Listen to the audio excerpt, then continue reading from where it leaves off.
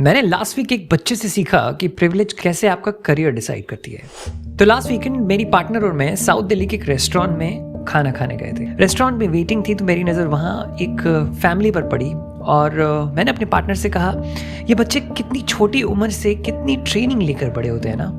उस टेबल में एक सीमिंगली रिच फैमिली बैठी थी and the mother was talking to the kid in English. वो उसे पूछ रही थी कि आप क्या खाओगे। She had proper table manners. वो बच्ची मानो अपने एनवायरनमेंट से पूरी तरह ब्लेंड हो गई थी। तो मेरी पार्टनर ने कहा, उनके जैसे रिच शायद हम नहीं थे, बट मेरी भी ट्रेनिंग बचपन में ऐसी ही हुई थी। My partner is convent educated और मुझसे थोड़े से ज़्यादा बड़े टाउन में वो बचपन में रही है एंड डेफिनेटली उसके पेरेंट्स थोड़े ज़्यादा लिबरल थे और इमीडिएटली मुझे मेरे बड़े होने के फ्लैशबैक्स आए। मैं क्लास 5 तक ज़मीन में बैठकर, कभी कभी एक बरगद के पेड़ के नीचे बैठकर स्कूल्स की क्लासेस करता था।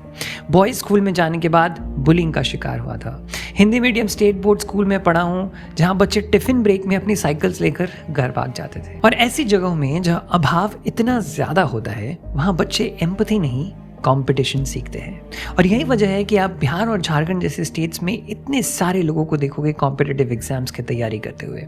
और जब ऐसे ही छोटे शहरों से मेरे जैसे बच्चे बड़े शहरों में पढ़ने या काम करने के लिए आते हैं तो सोसाइटी उनसे एक्सपेक्ट करती है कि आप भी उस रेस्टोरेंट के बच्चों की तरफ पॉलिश्ड और कल्चर्ड बिहेव करो।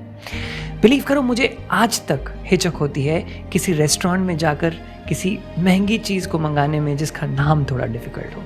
मैंने चॉपस्टिक से प्रॉपर खाना पिछले साल सीखा है। मैं सालों तक महंगी फाइन डाइन रेस्टोरेंट्स में गया भी नहीं because I felt out of place, क्योंकि ये एक्सपीरियंसेस मेरी रोज़मर्रा की ज़िंदगी के पार्ट नहीं थे वाइल ग्रोइंग अप। तो जहाँ आपका फेवरेट पॉडकास्टर अपने दोस्तों के साथ धीरू भाई अंबानी इंटरनेशनल स्कूल में जाता है और इसीलिए उसकी नेटवर्क से किसी को भी पॉडकास्ट शो अपनी ग्रो करने के लिए ला सकता है, मेरे और आपके लिए वो पॉसिबल नहीं है। आपको नहीं मिलेंगे आपके रिच दोस्त किसी लंच में जहाँ वो कैजुअली आपकी स्टार्टअप स्टार्ट करने के लिए 2 करोड़ की सीड फंडिंग दे देंगे। तो किसी हार्वर्ड ड्रॉप आउट से इंस्पायर होकर अपना बिजनेस बनाने की इंस्पिरेशन लेने से पहले ये ज़रूरी है कि आप अपने खुद की कॉन्टेक्स्ट को समझो, अपनी फाइनेंशियल रियलिटी को परखो, क्योंकि मीडिया के बनाए हीरोज में ये प्रिविलेज हमें अक्सर दिखाई नहीं देते और हम ये भूल जाते हैं। डिफरेंस यही है कि जहाँ हमारे सपने पूरे होते हैं वहाँ इनका स्ट्रगल शुरू होता है।